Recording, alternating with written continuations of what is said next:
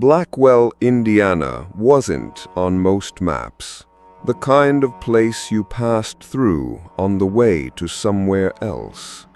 A main street with a diner, a gas station, a grocery store, and a post office that still smelled like glue and dust. The summer air was thick with heat and stillness, pressing like a hand over the town. Detective Lillian Rowe arrived in a beige sedan with out-of-state plates and a duffel bag in the back seat. She had seen towns like this before, slow, forgetful, content with silence, the kind of place where bad things didn't happen until they did. And when they did, people found ways not to talk about them. She parked outside the sheriff's office, a narrow brick building with blinds permanently tilted half shut. Sheriff Merle Thorne was waiting. He was 60, maybe older, with a soft handshake and a smile that didn't reach his eyes. "Detective Rowe," he said, squinting in the sun. "Welcome to Blackwell. Sorry about the heat." She said, "I've had worse." She had deserts, swamps, and the sterile gray of federal interrogation rooms. He led her inside, offered her coffee that smelled like it had been reheated 4 times, and handed her a slim folder. Couple missing persons, teenagers mostly, a drifter or 2, nothing major. She opened the folder. 6 cases, 5 years, all labeled unresolved, all marked with the same handwritten note. No foul play suspected. She didn't say anything, just nodded. She spent her first night in a rental house on the edge of town. Small porch, rocking chair, view of the woods. Peaceful on the surface. The next morning she walked Main Street. Locals nodded politely but didn't ask questions. She passed the diner, the florist, the church, then stopped. Whitlow's Leather and Repair, gold-painted letters on a sun-faded sign. The windows were spotless. A small bell jingled as she stepped inside. The scent of polish, old wood, and something faintly sour met her nose. Rows of boots lined the walls, all gleaming, precise, almost too perfect. Behind the counter, a man looked up.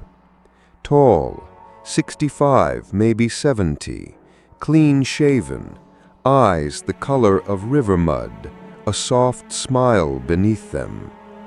"Afternoon," he said. "Something in need of fixing?" Lillian nodded politely. "Just looking." He nodded, wiping his hands on a cloth. "Take your time. I'm here if you need me." She glanced around. The shoes were arranged with surgical precision.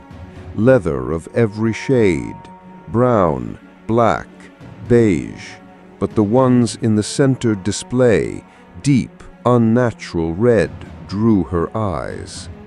They looked soft, almost too soft.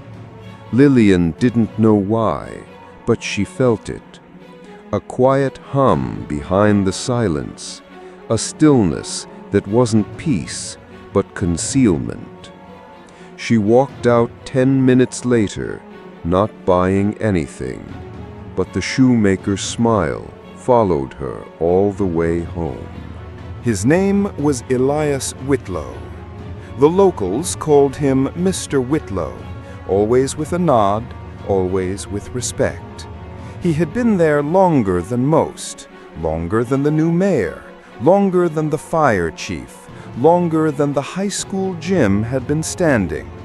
He'd arrived sometime in the late 50s, they said, and just stayed.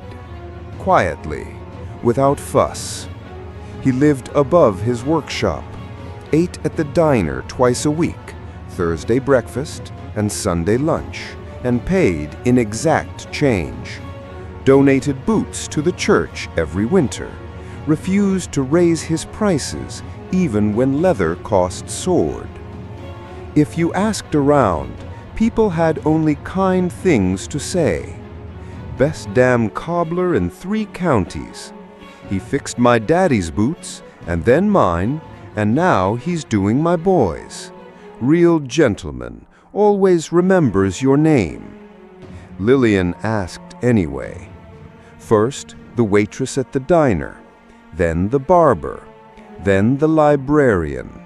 Always the same story. Elias was quiet, hard-working, and harmless, but something didn't sit right. There was no record of a wife, no children, no driver's license on file. The utility bills were paid in cash. His Social Security number led to a dead man from Iowa. And there were no fingerprints in the national system. None. People said he came from Chicago. Others thought he was German, or maybe from New York, but no one really knew. No one had ever been inside his apartment above the shop. When Lillian requested to see the original town employment records, she was told they'd been damaged in a fire 20 years ago. Convenient. Too convenient. She returned to the shop on a Tuesday. "Miss Rowe," he said as she entered, "back already?" "I'm just browsing," she said, eyes scanning the rows of boots. Elias leaned on the counter, polishing a sole with practiced movements. A woman who appreciates good craftsmanship, that's rare these days. She noticed his hands, large with long fingers, clean nails, not what she expected from someone who worked with heavy tools every day. "What kind of leather is this?" she asked, pointing to a pair of burgundy ankle boots. He looked at them with a faint smile. "Imported," he said. "Special batch, very supple, softens with heat." She nodded, pretending to accept that. But the leather didn't look imported. It looked intimate. It looked like it had once bled. That night, Lillian took out the missing persons reports again. She opened each file and made a list. Ages, heights, genders, skin tones. Then she pulled up the last 3 years of customer orders from Whitlow's shop.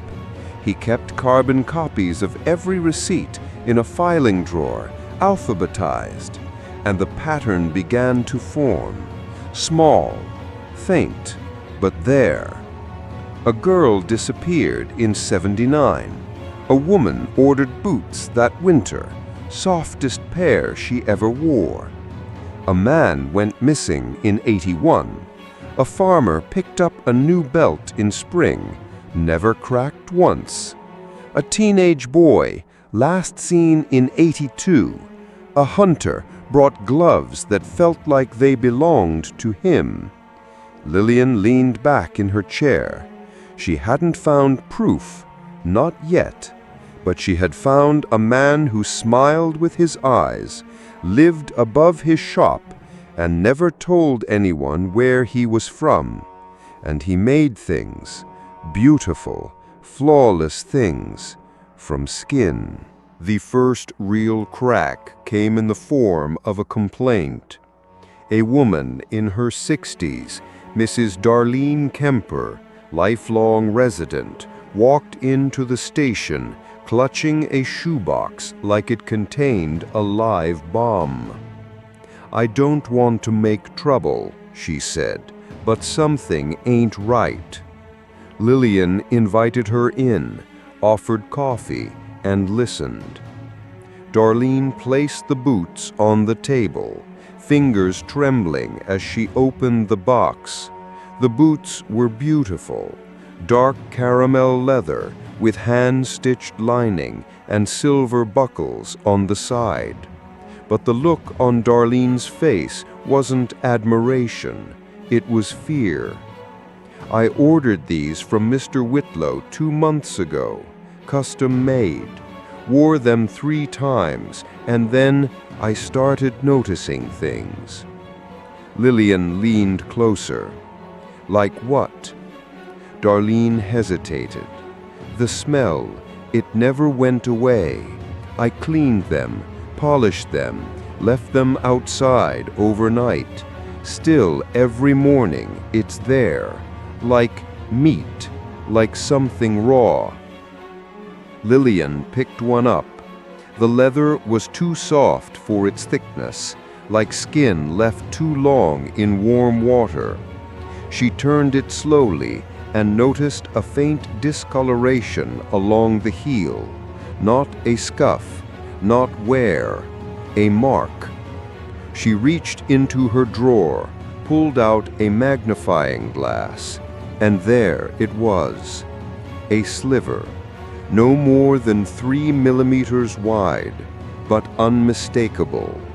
A human nail, tiny, yellowed, and pressed between 2 layers of leather near the seam. Lillian's stomach tightened. She carefully placed the boot in an evidence bag, sealing it tight. "I want this tested," she told the forensic lab in Indianapolis. "Every inch, leather type, DNA, everything." It would take time, days, maybe a week, so she waited. In the meantime, she walked the streets again, quieter this time, listening to the way people spoke Elias. There were stories, never direct, always wrapped in jokes. Man could make shoes from rocks if you asked him to. Best leather in town, don't know where he gets it, but it's something else. My husband used to say those boots felt like they already knew him. Ain't that funny? She checked hospital records. No history of Elias Whitlow ever being admitted. No vaccinations, no accidents, no dental work. It was like he existed only where he chose to. Then came the second call. A boy, Jeremy Hill, 11 years old, hadn't come home from school. His backpack was found in a ditch. His shoes were missing. No sign of struggle, no witnesses, no reason. But Lillian felt it immediately, that same silence, that same unwillingness. The townspeople said what they always said. He probably ran off. He'll come back. Kids do that. But she had seen this before, and she had already started mapping something only she seemed willing to see. A thin red line running through time, from Elias's workshop to every quiet disappearance in the last 20 years. The boots whispered it. The soles wore it. The town didn't want to see it, but it was there, beneath their feet, every day. By the 3rd day, Lillian had posted flyers, contacted State Patrol, spoken with every teacher, classmate, and parent. She walked the perimeter of the schoolyard herself, found nothing but cigarette butts, an old baseball glove, and silence. Sheriff Thorne stayed hands-off, 2 hands off. "Boys run," he said. "Always have, always will." Lillian wanted to scream, but she didn't. Instead, she compiled a report with photos, timestamps, and notes, and drove it herself to the regional FBI office. When she returned that night, a single sheet of paper was waiting on her desk, unsigned, typed, no envelope. "Jeremy's not the first. You're looking in the right place, just not the right way. No fingerprint, no trace. She looked at the paper for a long time, then locked it in her drawer. That same night, she walked past Whitlow's shop. Lights still on, the soft, rhythmic tap-tap-tap of hammer on leather carried out into the street. She paused, half hoping he would look up through the window, acknowledge her, break the quiet, but he didn't. He just kept working. The next morning, she drove to the hills outside of town, a field where kids used to ride bikes, now mostly weeds and dry mud. Locals had reported coyote sightings. No one seemed worried, except for the boy's mother. Lillian found her sitting in a lawn chair outside her trailer, knees pulled to her chest, arms shaking from too much coffee and too little sleep. "They say he ran," the woman whispered, "but he was scared of the dark. He never even crossed the street without holding my hand." Lillian didn't have an answer, only a promise. "I won't stop." But stopping was what the town wanted. Her requests for door-to-door searches were delayed. The local paper ran a 2-paragraph notice under the gardening section. The school told students not to talk to her without a parent present. It was a slow suffocation, the kind that didn't need orders, just shrugs and silence. And then came the boots. A box, no note, left outside her front door. Inside, a pair of small brown leather shoes, children's size, new, unworn, perfect. Except for the initials burned in the insole, J.H. Her breath caught. She didn't scream. She didn't cry. She sealed them in evidence bag, put on gloves, and started cataloging every stitch, every fold, every thread. Later that night, sitting alone in the glow of her desk lamp, Lillian whispered something only she could hear. "You made him disappear, but you still wanted someone to notice." Because killers like Whitlow didn't just take, they curated, they arranged, they preserved. And maybe they wanted to be understood. Lillian began to build a wall, not in her house, but in her mind. Pinned to corkboard, faces, names, dates, color-coded notes, threads of red yarn, a growing constellation of people who had vanished into Blackwell's blind spots. She wasn't looking for accidents, she was hunting patterns. It started with Jeremy Hill, of course. Then Susan Green, 17, vanished in 1979 after a church choir rehearsal. Daniel Reyes, 22, disappeared during a cross-country road trip, last seen asking for directions in Blackwell, 1982. Linda Voss, 9, disappeared walking home from school, 1976. Gerald Whitman, 38, shoe salesman, vanished while driving through Indiana, 1980. The list grew too fast. 24 disappearances over 2 decades, all unsolved, all within 15 miles of Blackwell. And no one had ever made the connection. Why?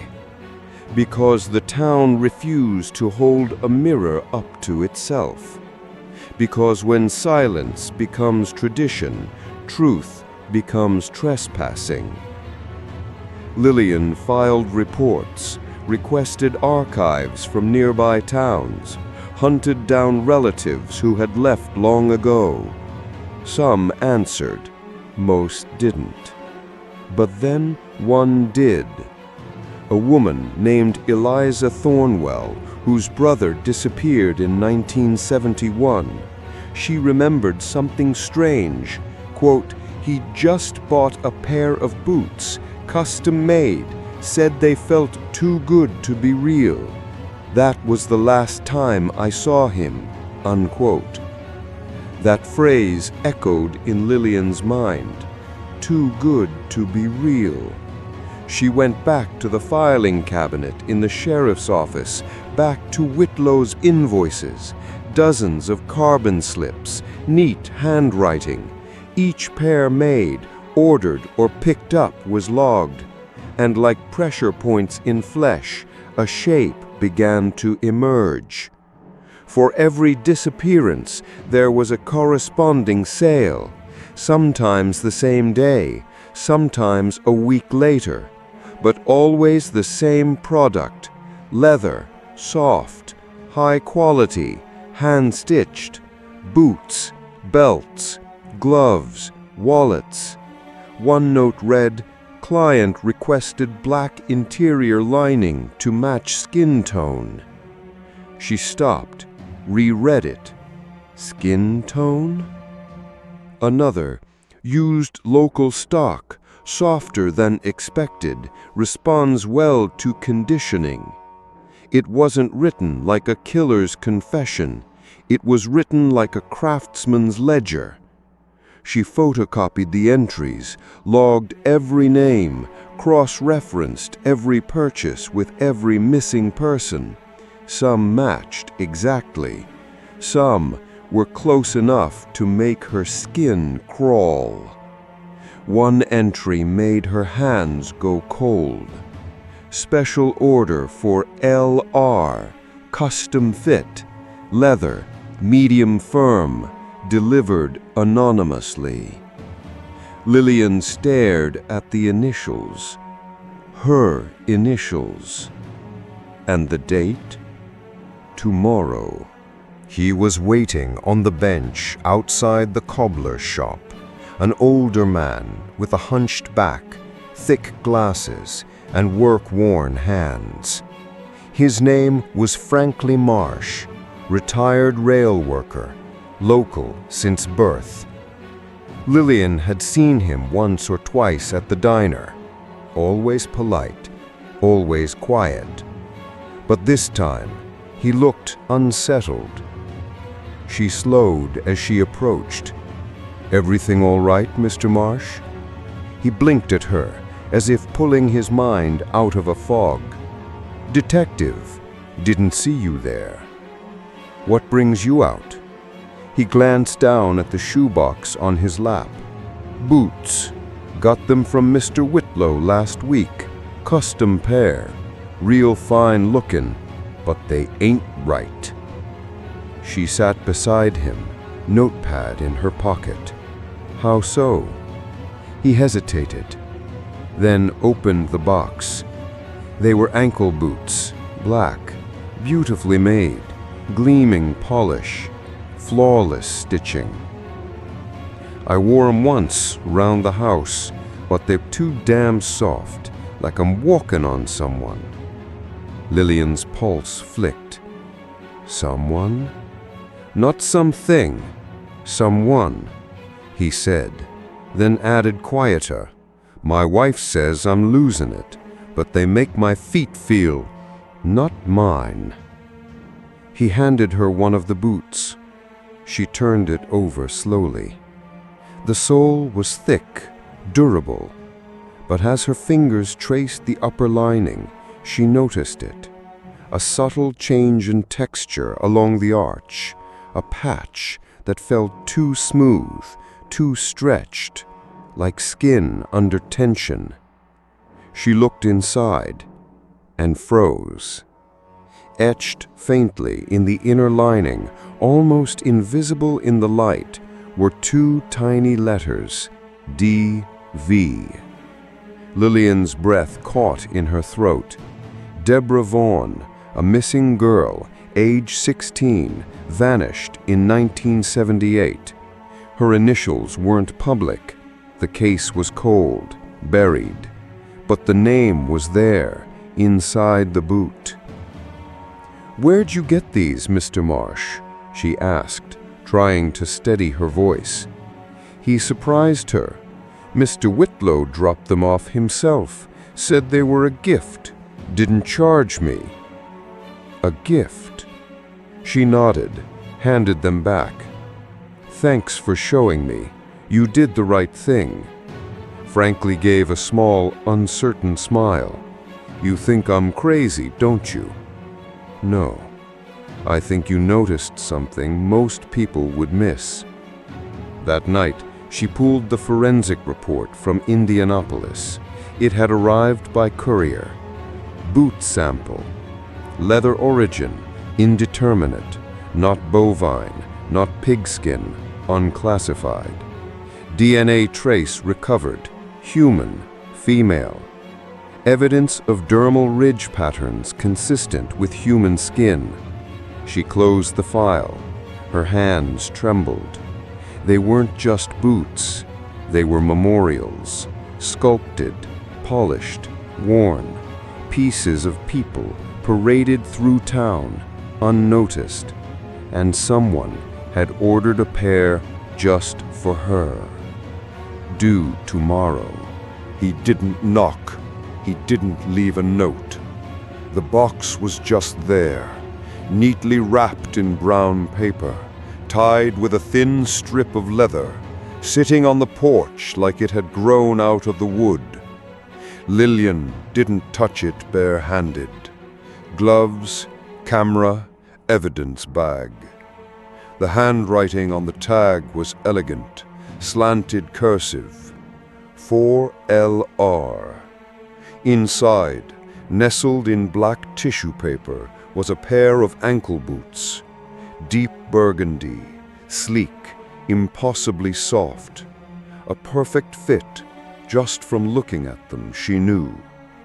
The inner lining was embossed with 2 letters, LR. Branded, not printed, burned into the leather.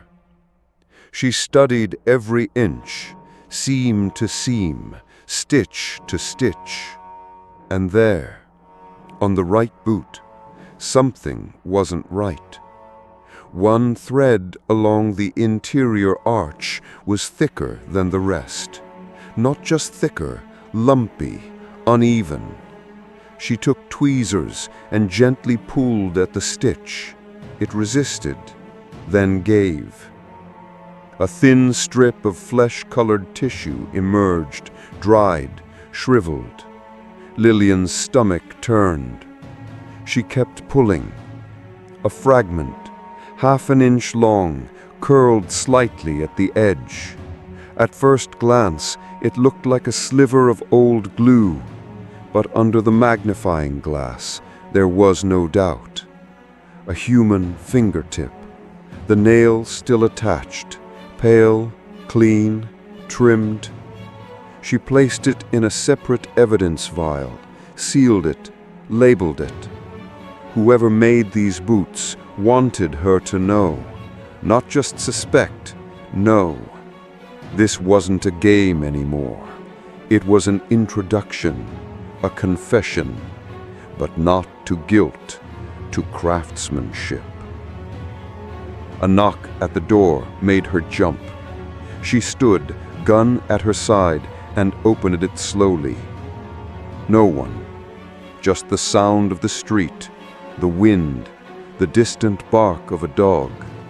And then, across the road, Elias Whitlow, standing still in the shadow of a street lamp, hands folded in front of him, smiling, not waving, not walking, just watching. Then he turned, calmly, deliberately, and disappeared into the dark. The next morning, Lillian walked into the sheriff's office carrying the evidence bag with the fingertip and the boots. Her face was set. Her tone left no room for misunderstanding. "I want a warrant for Elias Whitlow's premises," she said, placing the items on Thorne's desk. The sheriff glanced down, frowning. "What am I looking at?" "A pair of boots made from human skin," she said evenly, "containing part of a severed finger. The DNA test from Indianapolis confirms that the leather in the previous sample was human.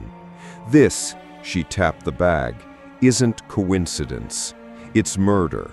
And it's connected to at least 24 disappearances." The sheriff leaned back in his chair, exhaling slowly. "You sure you want to go down this road, Detective?" That stopped her. "What does that mean?" He rubbed a hand across his jaw, as if stalling.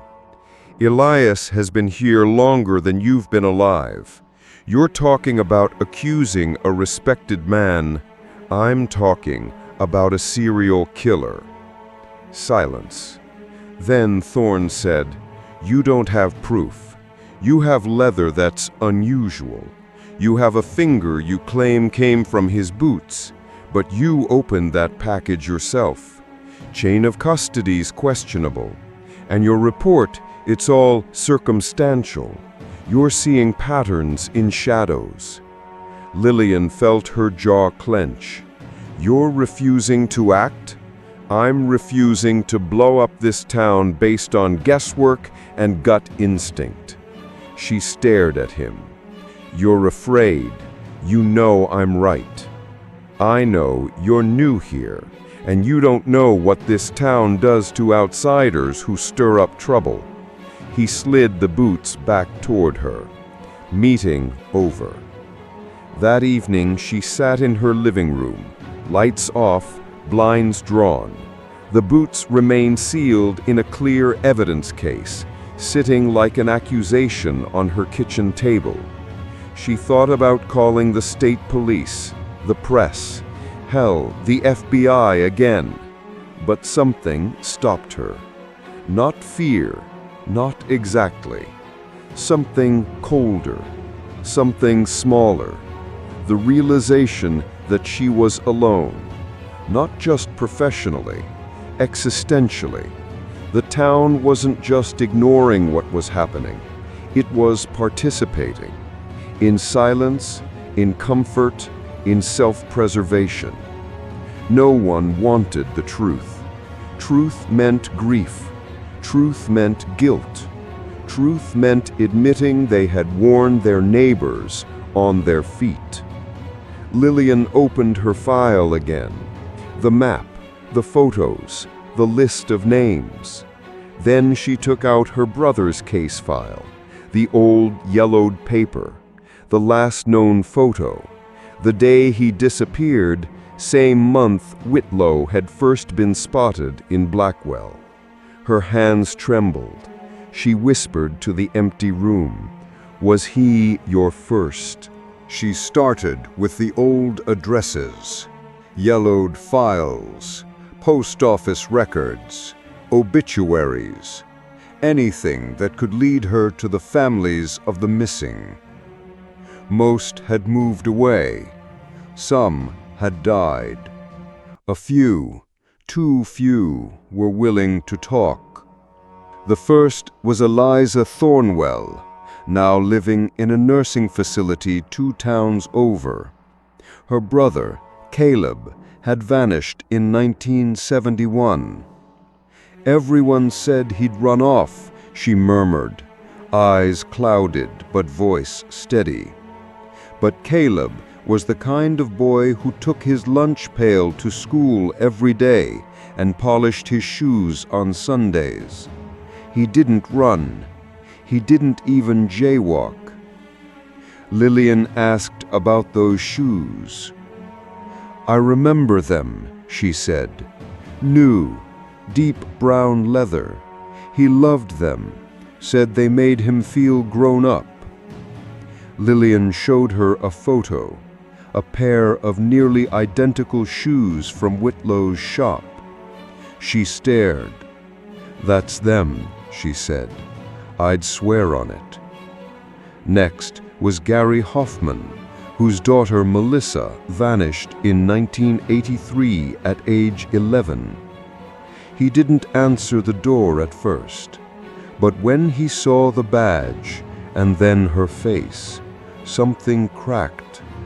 "She ordered boots for my birthday," he said. "Wanted to surprise me. Disappeared 2 days later." Lillian asked if he ever received them. He nodded slowly. "They showed up the week after. Perfect fit. Best I ever had." Then softer, "I couldn't wear them after. I couldn't bring myself." He led her to a basement closet. Inside, wrapped in an old towel, were the boots. Children's size, unworn. The insole carried faint letters M.H. Lillian bagged them, thanked him, left. Every visit was the same.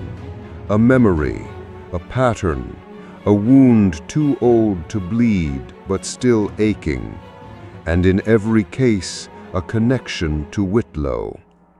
They had bought from him, or been gifted by him, or found his work delivered like an anonymous monument to grief. But no one had asked where the leather came from, because it was easier not to ask. One woman, Mrs. Ruiz, whose nephew vanished in 1975, stared at the photo Lillian showed her and whispered, "I thought I was the only one who noticed, but then I let it go." Lillian pressed harder. "Why?" Mrs. Ruiz just looked out the window. "Because no one else wanted to listen, and I didn't want to be alone in knowing." By the end of the week, Lillian had 6 more pieces of physical evidence, all pointing to the same truth, all pointing to Elias Whitlow. But still, no warrant, no arrest, just silence, compliance, denial. She pinned each photo to the board in her office. Boots, gloves, belts, initials, faces, dates. And in the center, a map, a red thread. All roads led back to one place, Whitlow's shop. It started with the soles. Lillian had spread the photographs out on the floor. Boots, shoes, gloves, even belts. Some were grainy Polaroids from family archives. Others were fresh, taken in her office, tagged and catalogued. Different years, different victims, but all made by one man. At first, she was only looking for marks, stitching style, heel shape, leather grain. Then she noticed something. The sole pattern, an intricate set of indentations Whitlow added to every shoe, wasn't just for grip. They varied, slightly, not random, not aesthetic. She started overlaying the shapes on tracing paper, and a picture began to form. A map, a literal map, not of streets, but proximities, disappearances, locations. Each sole contained a piece of the town. The boots made from Jeremy Hill, the tread mirrored the schoolyard fence line. Deborah Vaughn's, the park where she used to ride her bike. Susan Green's, the church where she last sang. They weren't just souvenirs, they were signatures. A cartography of memory and murder pressed into the underside of a town that had chosen not to see. She took it further, compared thread counts, direction of stitches, interior linings. Each set of initials burned into the leather was placed where the victim was last seen: side seam, tongue, heel. Even the number of stitches per inch seemed deliberate, codified, as if he was leaving a legend. And then she realized this wasn't about hiding. It was about preserving, a way to be remembered, even when flesh was gone. Every shoe he made was part of a system, a body of work, a gallery, a walking archive of pain. And the final piece? Her own boots, the ones left on her porch. She examined them again, this time with calipers, counted each stitch, measured the thread angles. The tread? It matched the footprint left behind by her missing brother, one that had been found in the mud just days after he vanished, a print burned into her mind since she was 8 years old. That wasn't chance. It was a message. He knew. He had known all along. It was a Sunday. The town gathered for church. Pressed colors, quiet shoes, hymnals held with shaking hands. Lillian didn't go in. She waited outside, watching. She wasn't sure what she was looking for until she saw her.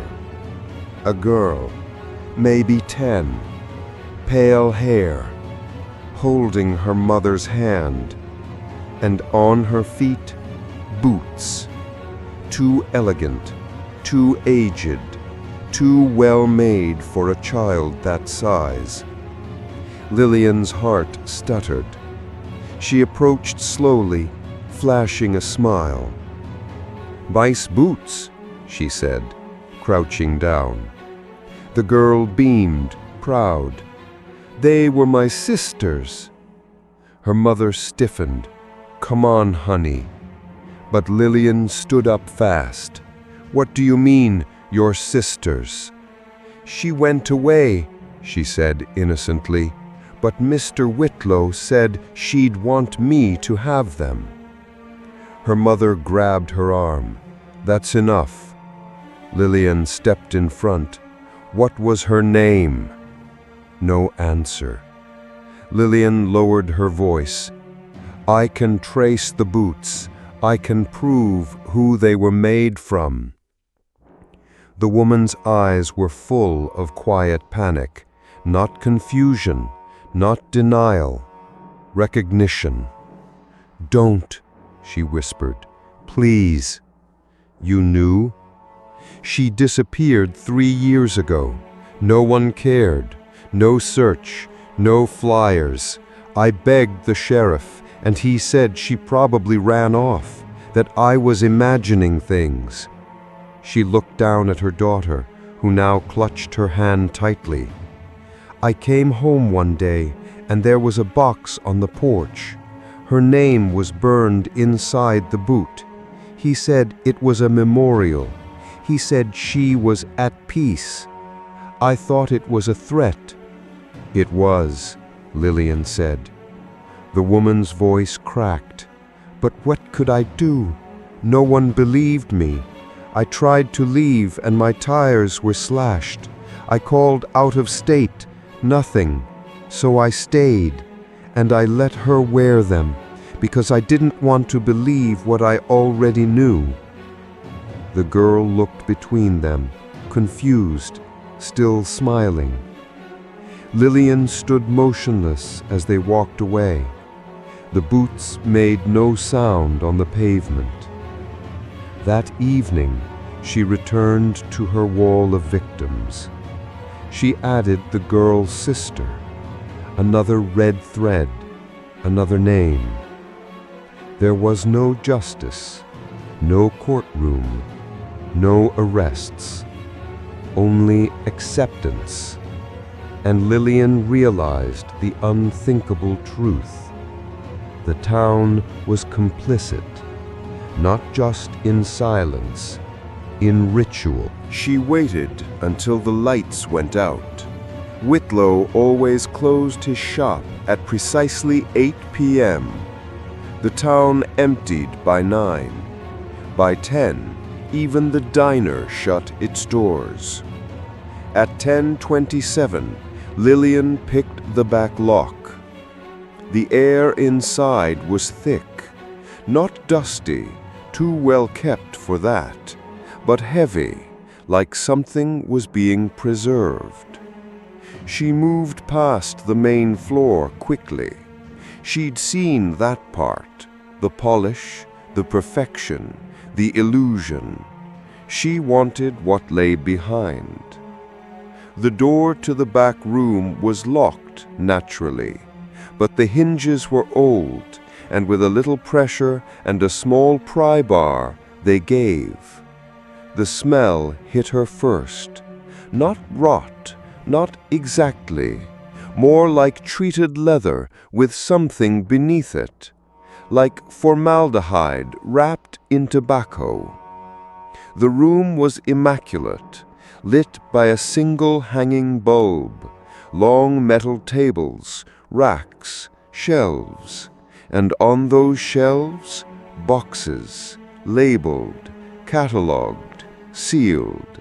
She opened the nearest one. Inside, a pair of boots, children's size, insoles marked with initials. Underneath them, a photo, creased, black and white, a boy smiling, his name scrawled on the back. Another box, gloves. The fingers were too thin.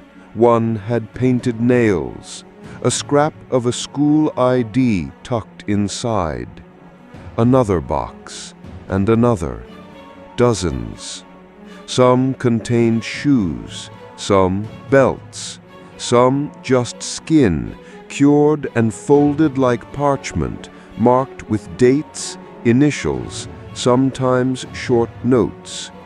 Soft hands, worked with yarn. Runner, very firm calves. Talked too much. Didn't scream. One box stopped her cold. Inside, a worn pair of sneakers, size 4. Her brother's name on the tag. Under them, wrapped carefully in cloth, a strip of leather, thin, almost translucent, burned with 3 letters, L.R. It wasn't a gift. It was a promise. A sound behind her, faint, a footstep. She spun, gun raised. Nothing. Just the hanging bulb swaying slightly. The workshop didn't feel abandoned. It felt watched. She took photos, as many as she could, bagged what she could carry, locked the door on the way out, left no trace. She walked back to her house under the blood-colored glow of the town's single street lamp. By morning, every box would be gone. She knew it. But now, so did she. The knock came at dawn. 3 soft taps, barely enough to stir her from sleep. Lillian opened the door, pistol in hand. No one. Only the wind, a bird in the distance, and the box. Unwrapped. No ribbons, no name tag. Just a plain cardboard box, stained slightly at one corner. She stared at it for a full minute before stepping forward. It was heavier than expected. Inside, a pair of boots, adult size, deep black, high shine, new. And underneath the tongue, burned into the leather, L.R. She froze. Not the same boots from before. These were different, larger, men's cut, but made with the same care, the same signature craftsmanship. She turned one over. The tread was unique, cross-hatched, angled, clean, and disturbingly familiar. She checked her files, flipped through photographs. The pattern matched the one found in the field where Jeremy Hill's backpack had been discovered. The same sole print from the mud, that same crosshatch, that same unique angle. These boots had been used, briefly, as if they had left their mark and were then polished, sealed, and returned. And now, gifted. A statement, a circle, closed. She dug deeper into the box. Beneath the layer of brown paper was a stack of envelopes, each with a name. Green, Vaughan, Thornwell, Reyes. Victims, every one of them. Some she'd contacted, some she hadn't found yet. Inside each envelope, a photo, a swatch of leather, a receipt, all dated, all signed. And then, at the very bottom, one final note, handwritten in perfect, deliberate cursive. Thank you for seeing me. Not everyone does. Consider these my final repairs. It was signed ...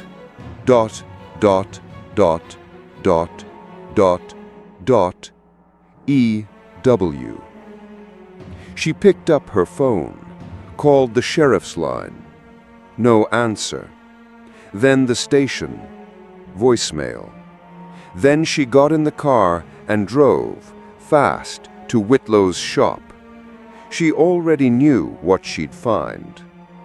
The windows were dark, the door unlocked. Inside, emptiness. No boots, no shelves, no tools. Just dust outlines where things used to be. The back room, cleaned, bleached, every box gone. She stood in the center of the room, surrounded by nothing. He was gone, and she knew, somehow, he wouldn't be found. There was no manhunt, no breaking news, no sirens, no helicopters. Just another quiet day in Blackwell. The shop was boarded up within a week.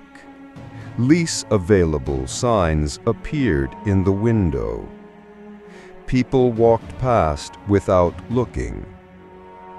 Lillian filed her reports, hundreds of pages, photographs, forensic evidence, interview transcripts.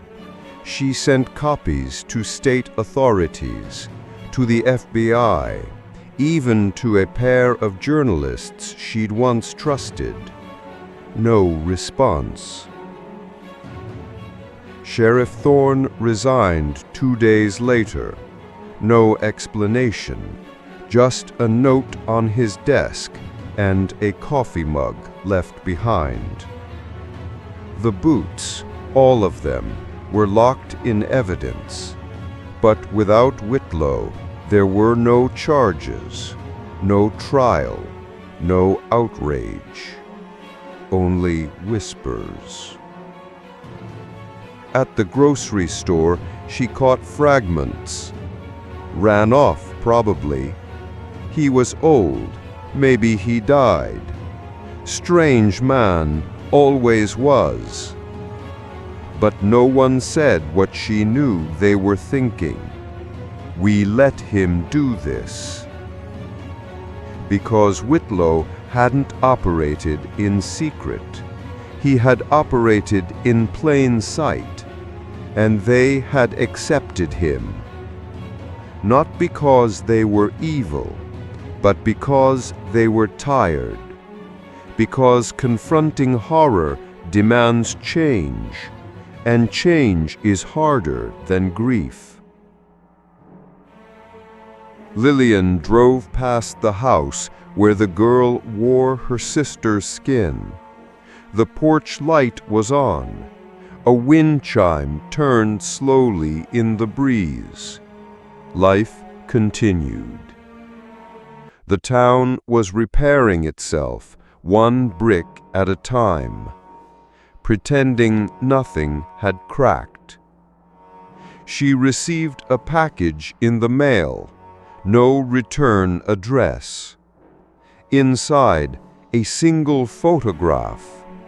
Her, at 8 years old, holding her brother's hand in front of their childhood home. On the back, a note.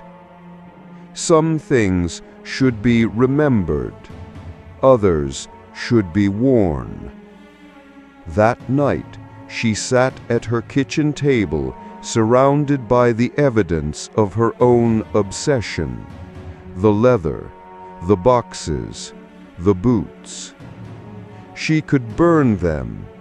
She could submit another report. She could scream, or she could leave. She picked up one of the boots, not one made for her, not one made from someone she knew, just a random pair, slightly scuffed.